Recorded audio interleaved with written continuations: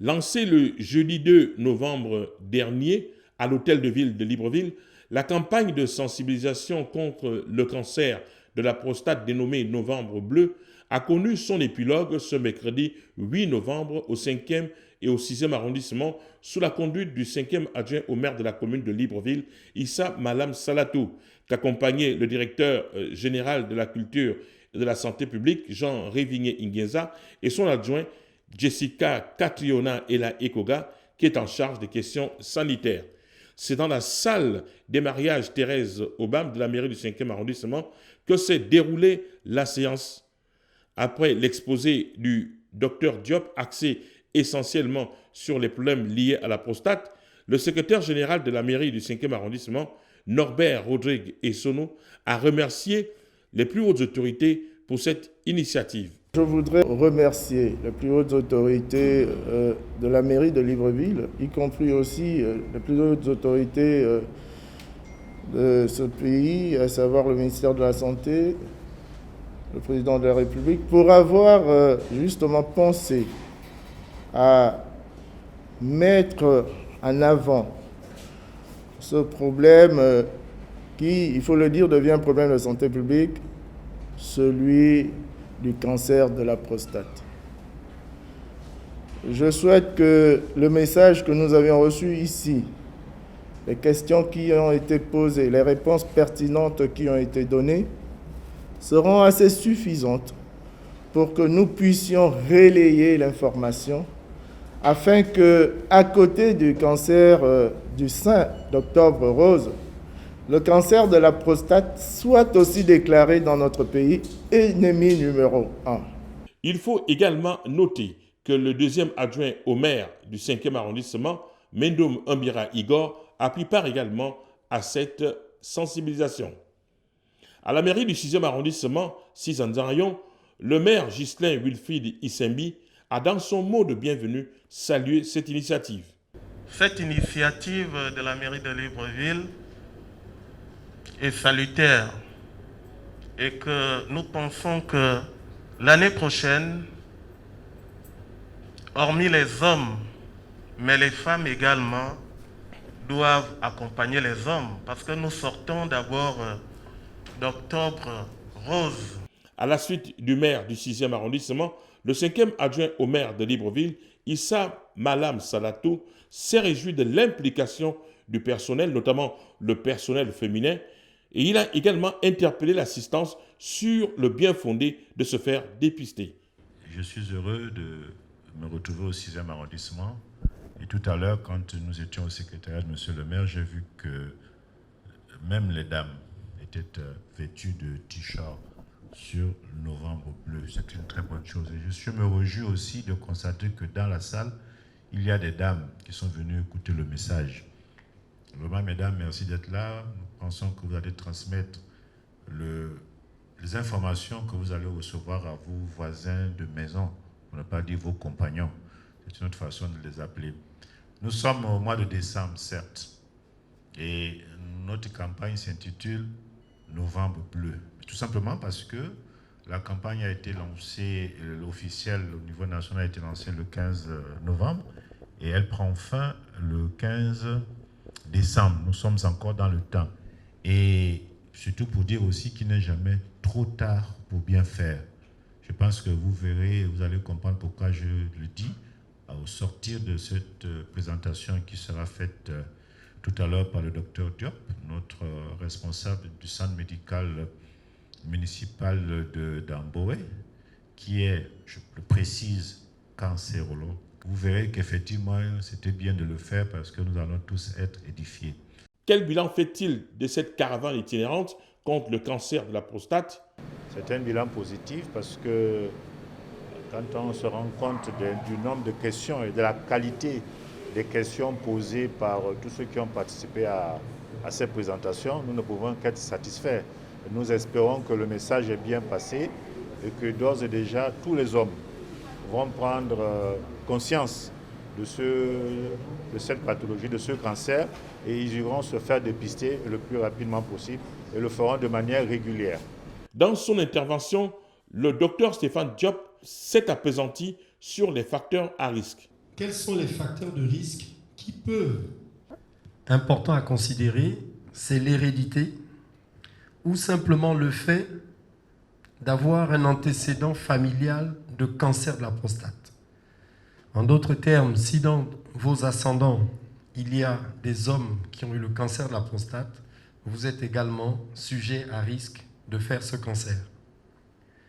L'origine géographique, en fait, plusieurs études montrent que le cancer de la prostate est 2 fois plus fréquent en Afrique qu'en Europe et 2 fois plus fréquent aux Antilles ou aux États-Unis qu'en Europe. Alors, on ne va pas parler d'origine raciale parce qu'en fait, on se rend compte que c'est un phénomène certainement génétique. Ça sous-entend que si vous portez des gènes, un certain nombre de gènes qui ont muté, ces gènes peuvent bien entendu induire la survenue du cancer de la prostate. Il faut également savoir que le cancer de la prostate peut survenir chez un patient qui a eu une tumeur bénigne de la prostate. Donc cette tumeur bénigne, après plusieurs années d'évolution, peut dégénérer et se transformer en un cancer de la prostate. Il a également édifié l'assistance sur le diagnostic. Le diagnostic se fait essentiellement chez le médecin qu'on appelle l'urologue. L'urologue, c'est le médecin qui s'occupe de l'appareil urogénital chez l'homme. C'est un peu l'équivalent masculin du gynécologue qui s'occupe de l'appareil génital chez la femme. Et l'urologue va réaliser ce qu'on appelle un toucher rectal. C'est vrai que c'est souvent une question un peu taboue. Et l'idée de la sensibilisation, c'est aussi de lever ces tabous autour de cet examen qui est le toucher rectal. Pourquoi? Parce qu'on se rend compte que cette idée crée parfois de la réticence lorsqu'on parle de sensibilisation, lorsqu'on parle de dépistage. Certains hommes se rétractent. Alors le toucher rectal consiste à mettre un seul doigt dans l'anus et en le dirigeant vers le rectum, on va essayer de palper les contours de la prostate pour voir si la prostate est un peu augmentée de volume, mais surtout pour voir si cette prostate est devenue pierreuse. Donc le médecin urologue qui touche la localisation de la prostate à partir de son doigt va certainement avoir une prostate qui est devenue comme un caillou, donc il aura la perception d'un caillou à ce niveau du rectum. Donc voilà un peu simplifié l'intérêt de réaliser le toucher rectal parce qu'il peut déjà permettre d'orienter vers cette maladie qui est le cancer de la prostate. Au cours de la phase des questions-réponses, le docteur Stéphane Diop a réagi sur les tabous issus de nos cultures traditionnelles, véritables freins pour se faire dépister. Lorsqu'on veut lever les tabous, il faut avoir du courage de dire les mots avec beaucoup de rigueur et beaucoup de courage. Alors, comment faire pour contourner cela? En fait, le toucher rectal dans le cancer de la prostate est un examen incontournable. Parce que l'autre examen qui est important dans le dépistage, je vous en ai parlé rapidement, je vous montre les diapositives. Je vous ai parlé du dosage spécifique de l'antigène de la prostate. Donc le dosage du PSA. Le PSA, c'est un examen de sang qui permet, lorsqu'il est élevé, d'orienter l'urologue vers soit un diagnostic de tumeur bénigne de la prostate, soit un diagnostic de cancer de la prostate. Alors, comment faire pour trancher? Lorsque le PSA est supérieur à 10 nanogrammes par millilitre, il faudrait faire une confirmation histologique, c'est-à-dire qu'il faut aller faire une biopsie de la prostate. Il faut aller faire cet examen, prélever la prostate, parce qu'il peut s'agir d'une tumeur bénigne ou d'une tumeur maligne. Le PSA est un élément orientateur. Lorsqu'il est supérieur, on va prendre une norme, lorsqu'il est supérieur à 400 nanogrammes par millilitre, on est sûr que la biopsie prostatique sera positive. On est sûr qu'on est dans une situation de cancer. Mais en cancérologie, il y a des règles. On ne peut pas être sûr d'un cancer si on n'a pas le compte rendu d'histologie. Alors, pour répondre à votre question, on peut contourner le toucher rectal en faisant le dosage du PSA, mais en sachant que si le dosage est supérieur à 20 nanogrammes par millilitre, on est sûr à peu près que nous sommes dans une situation de cancer, mais qu'on ne peut pas prouver. Il faut toujours faire un toucher rectal pour apprécier les caractéristiques de la prostate. Est-ce qu'elle est augmentée? Est-ce qu'elle est ferme? Est-ce qu'elle est indolore? Est-ce qu'elle est molle? Est-ce qu'elle est dure? Est-ce qu'elle est pierreuse? Toutes ces caractéristiques sont appréciées par l'examen clinique de l'urologue. Donc malheureusement, il serait difficile de contourner ce toucher rectal. Au sortir de la séance, un agent municipal donne son sentiment. C'est une bonne chose, je dirais que l'initiative elle est bonne.